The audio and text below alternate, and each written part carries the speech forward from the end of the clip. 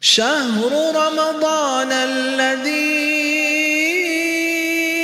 أنزل فيه القرآن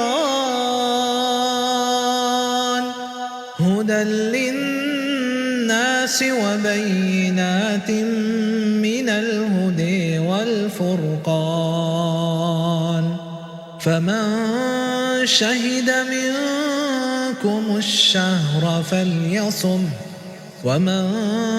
كان مريضا أو على سفر فعدة من أيام أخر